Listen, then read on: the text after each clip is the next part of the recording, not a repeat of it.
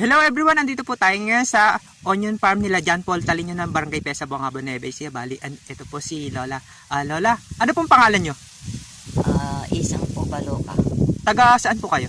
Taga Kalaanan po. Taga Barangay Kalaanan. Bali, ilan taon nyo na po ngayon? 63 po, sir. 63 nyo na po. Opo, sir. Sino po yung kasama nyo sa bahay? Yung apo ko lang po, sir.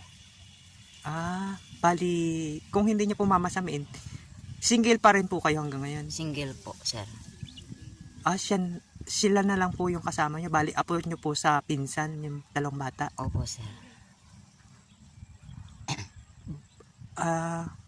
Simula Kalaanan hanggang dito, nag-travel pa ho kayo para makapagtrabaho po sa bukid. Opo, sir.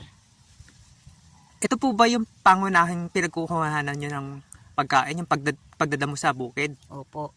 Paano po pag walang lusong sa bukid? Ano po yung trabaho nyo? Yung ano na lang po, nakikitinda na lang po ng gulay po, sir. Nakikitinda. Bali, pag nakabenta, saka po kayo uupahan. Opo, sir. Paano po yan? Nag-travel pa ho kayo.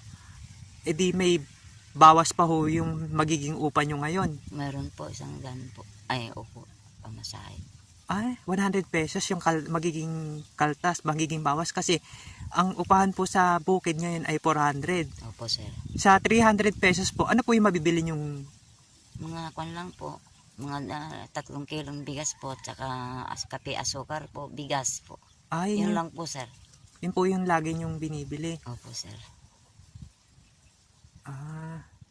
Paano pag walang lusong sa bukid? Di wala po kayong kita. Wala po, sir. Di makikita po ito ng mga kamag-anak nyo. Sana pag nakita po, maalala naman po kayo. Kahit kumustahin lang po kayo dito sa comment box. Di masaya na rin po kayo doon. Opo, sir. Yun po. Sana po humaba po yung buhay nyo. Kasi sa edad nyo pong yan, dapat nagpapahinga na rin po kayo eh. Kasi na kayo, senior citizen. Wala naman akong pinagkukunan po, sir, kung hindi magdamo lang po, sir, para may pambili po ng bigas. Yun nga ho, aladin kasi sa Hirap po, wala kaming bukid. Yun lang inaasan namin po lang po, yung pagdadamo. pagtatrabaho po sa bukid. Sa bukid po, opo. Sobrang pagsisikap nyo, kailangan yung kumita ng pera para kumain sa maghapon. Opo, sir. Kasi na mainit po, sir, pagtsatsagan na lang po, sir. Yun nga ho. Sa init.